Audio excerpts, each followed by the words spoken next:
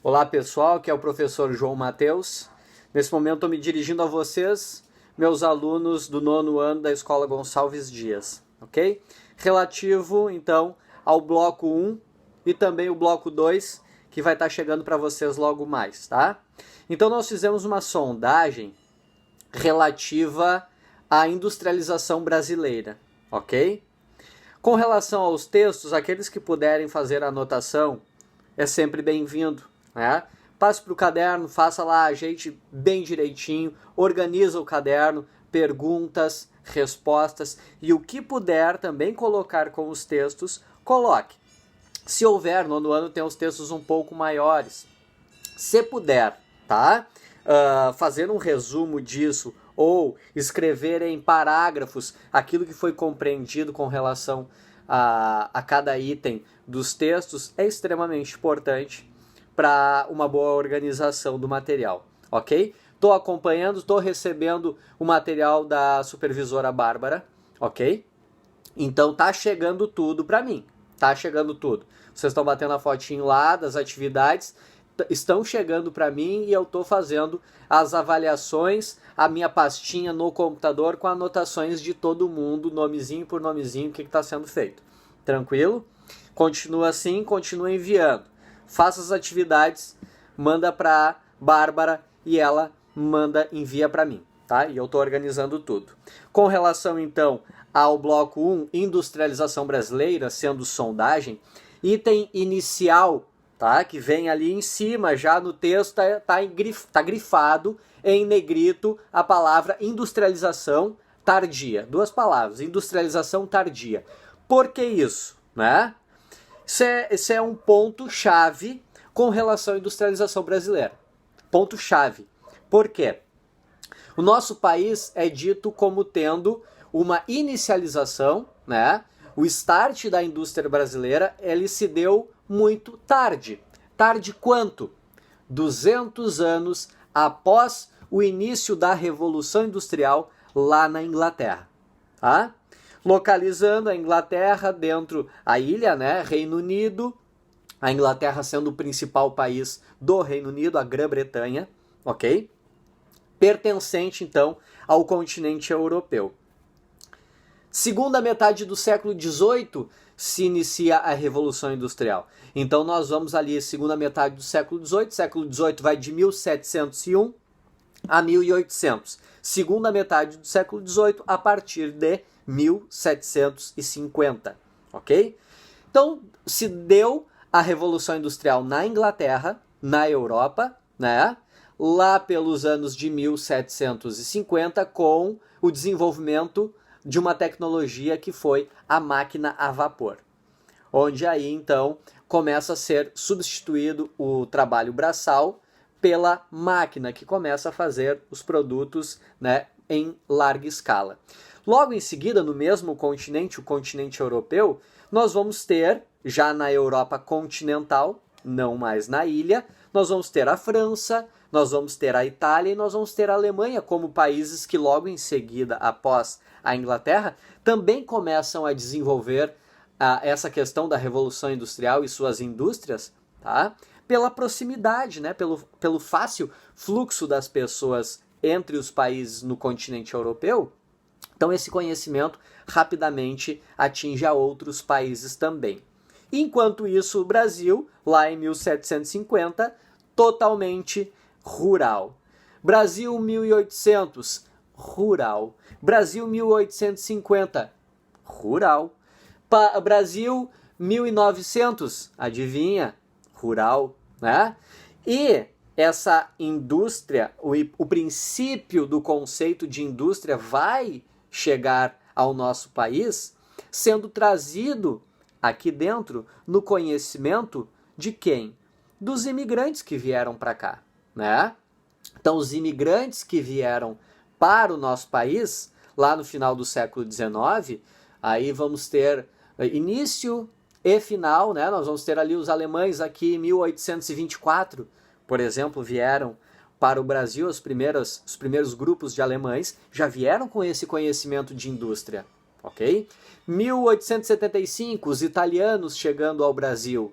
também chegam ao Brasil com o conceito de indústria. Vieram para trabalhar na zona rural, mas sabiam que existiam máquinas e sabiam que elas poderiam produzir.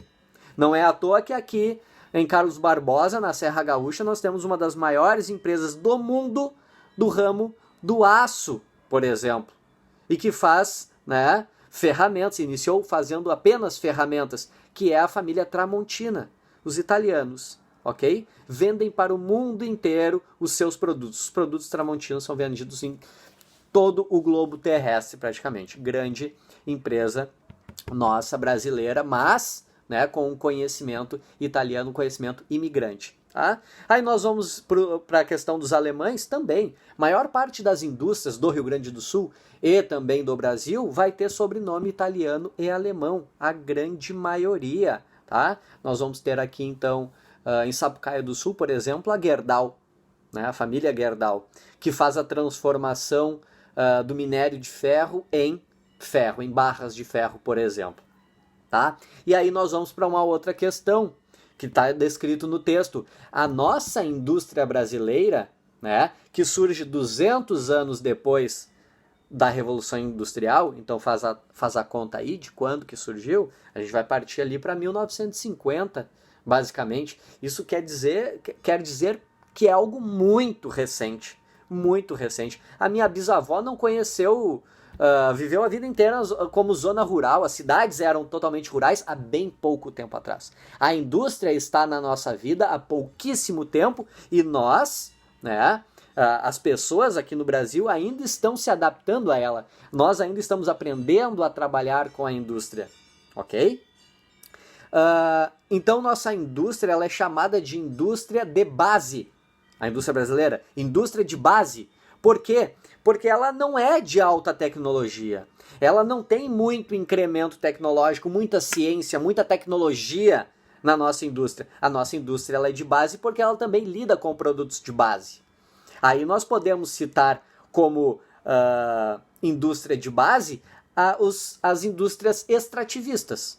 Por exemplo, a do petróleo, com a grande empresa estatal, né, brasileira. Estatal quer dizer que ela pertence ao governo, a Petrobras, ok? A Petrobras ela é recente na história brasileira e ela faz a extração do petróleo, ok? Que é utilizado, né, como combustível e também na elaboração de outros produtos, como por exemplo o plástico, né, tão utilizado, largamente utilizado em todas as frentes. O plástico é derivado do petróleo.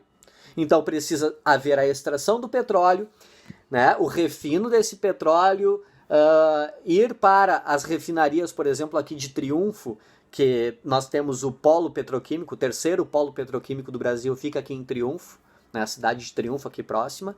Ali é feito então a transformação desse petróleo em polietileno, polipropileno, são bolinhas de plástico pequenininhas, que vão ser distribuídas para todos os outros tipos de indústrias, que vão derreter essas bolinhas plásticas e colocada em moldes. E daí vai ser feito, além de equipamentos, brinquedos, caixas, vai ser utilizado em sacolas, sacos plásticos, tudo que houver de plástico precisa haver então esse refino e essa preparação a partir do petróleo. Isso é a indústria de base. A extração de minério de ferro é outra situação. Então no texto eu coloco como exemplo a Vale do Rio Doce, que inicialmente surge como uma empresa do governo brasileiro também era uma estatal, em determinado momento, né, ela vai ser vendida e ela deixa de ser do governo e passa a ter, né, donos dessa empresa. Essa empresa, então, não é mais pertencente ao governo brasileiro, apesar de ser uma indústria brasileira. Faz as principais ações da Vale do Rio Doce, que hoje é somente Vale o nome, se dão principalmente em Minas Gerais, ok? Onde lá se faz a extração do minério de ferro através de estradas de ferro, ou seja, através de trens, é destinado até os portos, dos portos então vai para o mundo esse minério de ferro. E também é feito então a transformação desse minério de ferro, né? Aqui no Rio Grande do Sul, por exemplo, a Gerdau faz essa transformação. No Rio de Janeiro, em Volta Redonda, tem a CSN, que é a siderúrgica nacional, que é a transformação do minério em barras de ferro. Então tudo que nós temos, boa parte do que nós temos também vai muito ferro, né? Tem muito ferro, é necessário muito ferro, o aço em si. A indústria automobilística, as ferramentas, a parte de ferramentaria, a parte de construção civil, né? Todas as vigas dentro dessa parte de concreto tem lá as amarrações com barras de ferro, que serve para sustentação. Então tu imagina que cada prédio que está sendo construído tem muito ferro colocado ali, muito dinheiro, né?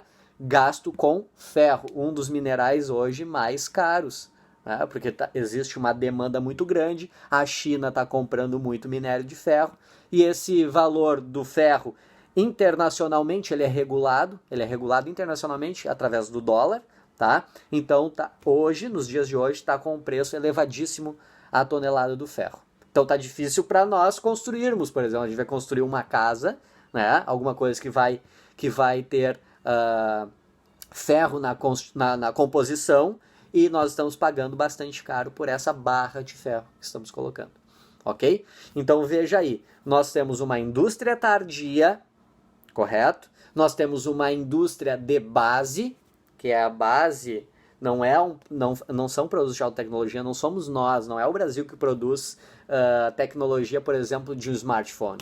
Né? O smartphone tem plástico, tem ferro, tem ouro, tem cobre, tem um monte de coisa aqui dentro. Mas o mais caro que está aqui é a tecnologia. São as pessoas que desenvolveram isso. O quanto que se gastou, quanto a indústria gastou para desenvolver este produto. Aí que está o verdadeiro preço deste item aqui. Porque o valor tem que voltar para a indústria. Se foi gasto bilhões na elaboração, no desenvolvimento de um novo aparelho tecnológico, o retorno se dá a partir da compra, né? Da fabricação e da compra de milhares destes aparelhos. Compreende? Então tem todos esses produtos de base aqui, mas o valor real está dentro da questão tecnológica dele. O Brasil, então, perde muito na balança comercial, porque nós vendemos produtos de base para o mundo todo. Isso nós vamos colocar aí também a parte alimentícia, né? Além dos minérios, e nós compramos de volta a tecnologia. Então a balança brasileira, né, é muitas vezes desfavorável a nós, porque nós vendemos um produto barato e compramos produtos caros. A única forma de reverter essa situação é através dos estudos, é através do aprendizado, é através das universidades, investimento em ciência e tecnologia, pessoas que querem aprender, desenvolver, e nós temos capacidade para isso, pessoas inteligentíssimas, né? Mas nós precisamos ter o conhecimento básico e investimento para que nós possamos, então, desenvolver tecnologias no nosso país. Ok? O nosso país agora, nos últimos anos, acabamos de enviar o primeiro satélite totalmente brasileiro, enquanto o mundo inteiro já está rodeado por milhares de satélites dos Estados Unidos, da China, da Alemanha, da França. Compreende? Nós estamos lançando agora o primeiro totalmente brasileiro. O último lançado foi uma parceria entre Brasil e China, por exemplo. Né? Então, nosso desenvolvimento tecnológico ele é muito lento. E só o estudo e também investimento é que podem promover o nosso país a se elevar nessa questão da balança comercial. Ok? Nós somos dependentes tecnologicamente dos outros países, isso é um ponto também importante sobre a industrialização brasileira, e nós somos dependentes também financeiramente. Então, quando tem algum investimento muito grande a ser feito no nosso país, muitas vezes, ao longo da história, o nosso país teve que pegar dinheiro emprestado com o FMI, que é o Fundo Monetário Internacional, ou com o Banco Mundial. Os dois bancos que pertencem aos Estados Unidos. Cada vez que o Brasil pega dinheiro emprestado com um destes órgãos, né, um destes bancos, o valor da dívida está atrelado ao dólar. Então imagina nós, né? Brasil pega um empréstimo de 5 bilhões de dólares. Quando o real estava 3 por 1. A cada 3 reais tu comprava um dólar. Agora o dólar está chegando a R$ 6, né? Então tu precisa de R$ 6 para comprar um dólar. Quer dizer que a dívida subiu, e não foi pouco, subiu muito, ok? Então isso é um problema, né?